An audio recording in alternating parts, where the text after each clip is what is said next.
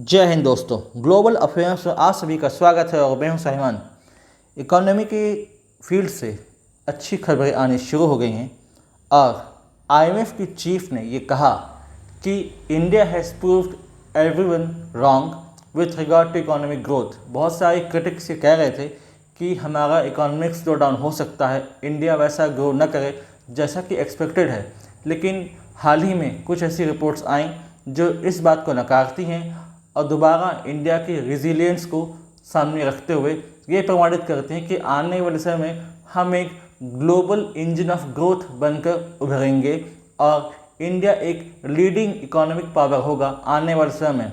बल्कि हालत इस वक्त चाइना और यूएस की ख़राब है। हाल ही के आईएमएफ प्रोडक्शन में ये कहा गया है कि चाइना की ग्रोथ हो सकती है 4.8%, इवन यूएसए की हो सकती है 1.9%, जो कि अपने यहाँ पे बहुत ज़्यादा लो है। सिर्फ यही नहीं, सबसे बड़ी बात यह है कि वर्ल्ड ट्रेड ऑर्गेनाइजेशन उसने बहुत ज़्यादा तारीफ़ की है भारत की with regard to duty free export policy. Bharat अक्सर लीस्ट डेवलप्ड कंट्री से कुछ चीज़ अगर इंपोर्ट करता है तो उसमें ऑलमोस्ट ज़ीरो ड्यूटी रखता है और ये एक्सपेक्ट नहीं करता कि इन रेसिप्लिकेशन वो भी ज़ीरो टैरिफ रखें। वो भले 20, 30, 40% का टैरिफ चार्ज करें इंडियन एक्सपोर्ट्स पर, लेकिन उनके एक्सपोर्ट्स पर जो लीस्ट डेवलप्ड कंट्रीज़ हैं ऑफ एशिया एंड अफ्रीका, तो उन पर 0% टैरिफ रखा जाता है ताकि इन्हें एक फेयर मार्केट एक्सेस मिले और इनका एक्सपोर्ट बढ़े, इनका बिजनेस बढ़े और ये ग्रो कर सकें। ये दिखाता है कि हम एक कलेक्टिव डेवलपमेंट के रजीम को सपोर्ट करते हैं और लगातार कोशिश करते रहेंगे। ऐसा कहा गया कि इवन भारत ईयू और चाइना से भी ज़्यादा सपोर्ट करता है लीस्ट डेवलप्ड कंट्रीज़ को। ये बात सच भी है। 2008 में भारत ने ये फैसला लिया कि लीस्ट डेवलप्ड कंट्रीज़ को हम प्रेफरेंशियल ट्रीटमेंट देंगे और नियर 0% का टैरिफ उन पर चार्ज किया जाएगा, ऑलमोस्ट नो टैरिफ, ताकि बिजनेस बढ़े, ट्रेड बढ़े, कॉमर्स बढ़े, लीस्ट डेवलप्ड कंट्रीज़ ग्रो कर सकें। खासकर जो पुअर नेशंस हैं ऑफ एशिया एंड अफ्रीका, उन्हें मौका मिले कि वो अपने ट्रेड को सुधार सकें, अपने लिविंग स्टैंडर्ड को और ऊपर ले जा सकें। ये सारी चीज़ें ये रिवील करती हैं कि सालों की जो मेहनत है उसका क्या परिणाम है और सबके सामने सत्य है। भले आप लाखों प्रोपेगेंडा कर लें, अपना बहुत ज़्यादा झूठ फैला लें, लेकिन सच यही है कि इंडिया ने लगातार कोशिशें की है ताकि हम एक कंडीसिव मार्केट एनवायरनमेंट क्रिएट कर सकें।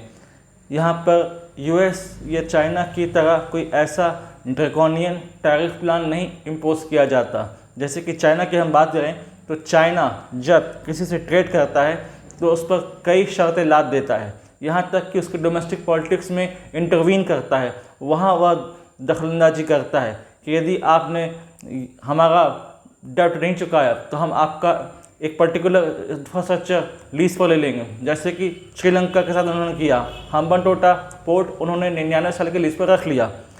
यूएस की बात करें तो वो तो रजीम चेंज के लिए जाने जाते हैं। किसी भी देश में जाके, चाहे वो अफ्रीका हो, एशिया हो, कोई और छोटा देश हो, वहाँ जाओ और रजीम चेंज करो। तो ऐसे किसी भी प्लान में इंडिया एंगेज नहीं होता। अगर बात ट्रेड एंड कॉमर्स की है तो वहीं तक होती है।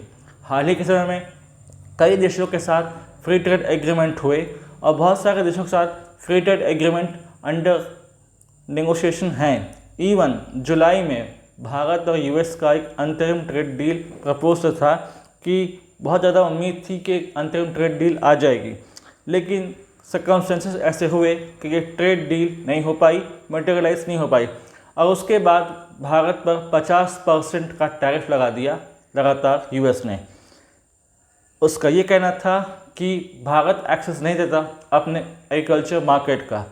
हम दे भी नहीं सकते क्योंकि उनके जो प्लान्स हैं वो हमारे लोकल फार्मिंग कम्युनिटी के लिए हार्मफुल हैं। इसलिए भारत ने कभी अलाउ नहीं किया कि यूएस के फार्म प्रोडक्ट्स इंडिया में इनफिल्ट्रेट करें और यहाँ पर फ्लड करके हमारे लोकल फार्मिंग कम्युनिटी को हार्म करें। अब अगर चाइना की बात करें तो चाइना अपने आप में एक एक्सपेंशनिस्ट ट्रेड पॉलिसी के तहत आगे बढ़ रहा है और सबसे बड़ी बात यह है कि जो लीस्ट डेवलप्ड कंट्रीज़ हैं वो वैसे भी चाइना से ज़्यादा ट्रेड करती हैं, फिर भी जो फ़ायदा उन्हें इंडिया से मिलता है वो फ़ायदा ना उन्हें यूएस दे सकता है, ना चाइना, ना यूरोपियन यूनियन। इसलिए यहाँ पर कहा गया कि जो भारत की प्रेफरेंशियल ट्रेड पॉलिसी है, ड्यूटी फ्री ट्रेड पॉलिसी है, वो ज़्यादा फ़ायदेमंद है इन लीस्ट डेवलप्ड कंट्रीज़ के लिए। और कहा गया कि India is a leader in humanity and it's a leader of global south. यानी कि इससे हमारा जो क्रेडेंशियल है, हमारी जो दावेदारी है यूनाइटेड नेशन सिक्योरिटी काउंसिल के परमानेंट मेंबर की सीट के लिए मजबूत होती है। भारत भले यूएनएससी के मेंबर नहीं हैं, लेकिन तब भी जो पॉलिटिक्स के फील्ड में भारत का जो योगदान है वो हमेशा से अप्रिशिएबल रहा है।